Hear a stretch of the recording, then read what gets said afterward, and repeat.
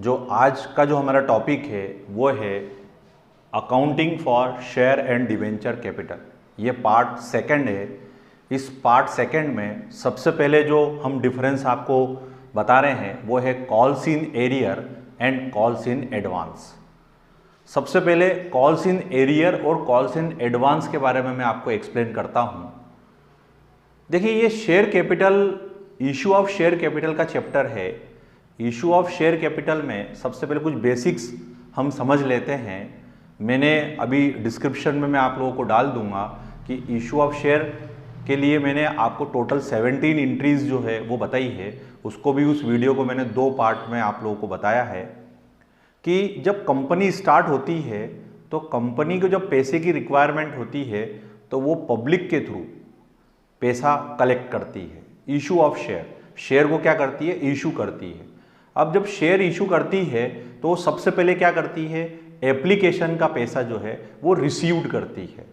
उसके बाद में शेयर को क्या करती है, वो अलॉट करती है। देन फर्स्ट कॉल होता है और सेकंड कॉल होता है। अब यहां से आगे की प्रोसेस में आपको बताता हूं। कॉल्स इन एरियर का मतलब ये होता है कि यदि कोई शेयर होल्डर अलॉटमेंट का पैसा या फर्स्ट कॉल का पैसा या सेकंड कॉल का पैसा नहीं देता है तो वो जो बंदा पैसा नहीं दे रहा है तो उसके अकाउंट में जितना पैसा उसका ड्यू हो रहा है, जैसे मान लीजिए अगर उसको 100 शेयर हमने इशू करे हैं और अगर मान लीजिए 2 रुपये आपके अलॉटमेंट के हैं, 3 रुपये फर्स्ट कॉल के हैं और 3 रुपये अगर सेकंड कॉल के हैं, और मान लीजिए उसने अलॉटमेंट से ही एरियर करना चालू कर दिया तो 100 शेयर का 2 रुपये के हिसाब से 200 रुपये, 3 रुपये फर्स्ट कॉल के 100 शेयर के 300 रुपये और फिर वंस अगेन सेकंड कॉल के 100 शेयर के 3 रुपये के हिसाब से 300 रुपये। मतलब 200 रुपये उसने अलॉटमेंट के नहीं दिए, फर्स्ट कॉल के 300 रुपये उसने नहीं दिए और सेकंड कॉल के 300 रुपये भी उसने नहीं दिए। तो वो जो नहीं दिया है वो क्या कहलाएगा, कॉल्स इन एरियर कहलाएगा।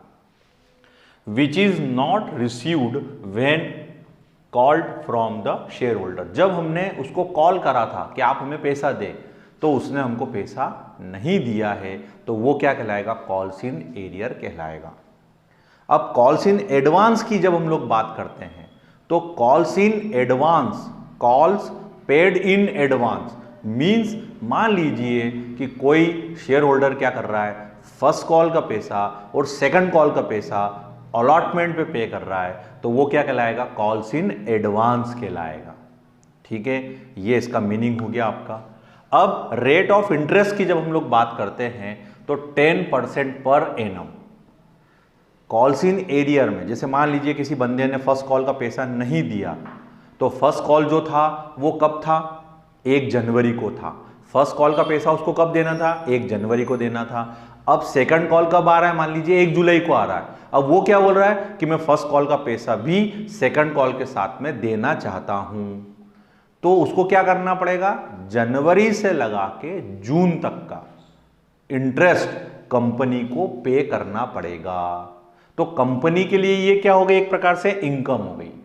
ठीक है, 10% से वो पैसा जो उसने नहीं दिया है 300 रुपये से 10% का 6 मंथ का आपको क्या करना पड़ेगा, इंटरेस्ट वो हमको देगा।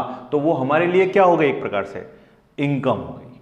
ठीक है, अब अगर कॉल्स इन एडवांस की हम लोग बात करते हैं तो वो 12% पर एनम है।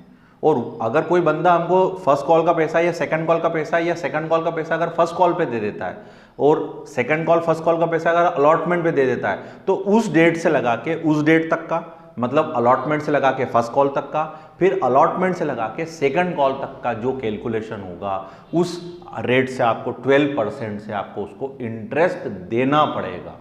मतलब एरियर जो है वो हमारे लिए इनकम है और एक्सपेंसेस जो हैं, मतलब कंपनी कॉल्स इन एडवांस जो है वो कंपनी के लिए क्या है, एक्सपेंसेस है, उसको देना पड़ेगा हमको। अब बैलेंस की बात करें तो कॉल्स इन एरियर जो होता है वो हमेशा क्या होता है, डेबिट होता है।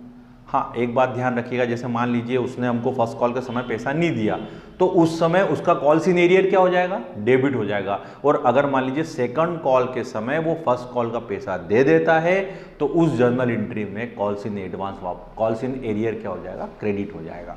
ठीक उसी प्रकार से इस यहाँ पे भी एडवांस, यहाँ पर देखा जाए तो ये क्रेडिट बैलेंस, मतलब कॉल्स इन एडवांस का जो बैलेंस होता है वो हमेशा क्या होता है, क्रेडिट बैलेंस होता है। अब बैलेंस शीट की बात करें, प्रेजेंटेशन इन बैलेंस शीट, तो इसने ये लिखा हुआ है deduct from subscribed capital. Capital जो होती है वो अलग अलग टाइप की होती है, ऑथोराइज्ड कैपिटल होती है, इशूड होती है, सब्सक्राइब्ड होती है, कॉल्ड अप होती है, डिफरेंट टाइप्स की कैपिटल होती है। उसका डिफरेंस जो है वो मैं आगे वीडियो में आप लोगों को एक्सप्लेन करूंगा, उसका एक अलग से वीडियो बनाऊंगा जो आपको क्या करेगा, इस कैपिटल के बारे में डिस्क्राइब करेगा। तो इसमें क्या बताया, डिडक्ट फ्रॉम सब्सक्राइब्ड कैपिटल, मतलब कॉल्स इन एरियर का जो अमाउंट है वो सब्सक्राइब कैपिटल में से क्या करेंगे, डिडक्ट करेंगे लाइबिलिटी की तरफ, इक्विटी एंड लाइबिलिटीज की तरफ। और ये जो एडवांस का पैसा जो हमको मिल गया है, ये कंपनी के लिए क्या है, करंट लाइबिलिटी है। नेक्स्ट जो हमारा डिफरेंस है वो नेक्स्ट टॉपिक से है, इशू ऑफ डिबेंचर। पहले हम लोगों ने शेयर से रिलेटेड जो डिफरेंसेस थे वो हमने कवर करे हैं। अब ये जो आपका डिफरेंस आ रहा है, ये शेयर और डिबेंचर। शेयर्स जो है वो क्या लिखा है इसमें, सबसे पहले डेफिनेशन की बात करते हैं, मीनिंग की बात करते हैं। The capital of the company is divided into small units is called share. Share मतलब एक हिस्सा, पार्ट, और डिबेंचर जो है वो एक सर्टिफिकेट है, एक डेब्ट है। कंपनी के लिए वो क्या है, लाइबिलिटी है, एक्सटर्नल लाइबिलिटी है। उसको आपको शेयर होल्डर के पहले आपको क्या करना पड़ेगा, पेमेंट करना पड़ेगा। जब कंपनी लिक्विडेशन में जाती है तो सबसे पहले कंपनी जब पैसा रिसीव करती है तो शेयर से भी कर सकती है और डिबेंचर से भी कर सकती है। शेयर जो है वो दो प्रकार के होते हैं, एक इक्विटी शेयर होते हैं, एक प्रेफरेंशियल शेयर होते हैं। इसका डिफरेंस मैंने आपको प्रीवियस वीडियो में बताया है। और अगर डिबेंचर की बात करें तो डिबेंचर जो है वो मोस्टली देखा जाए तो 8 प्रकार के होते हैं, अलग अलग टाइप के होते हैं। रिडेमेबल होते हैं, नॉट रिडेमेबल होते हैं, वो अलग अलग टाइप के जो डिबेंचर है वो वहाँ पर बताए गए हैं।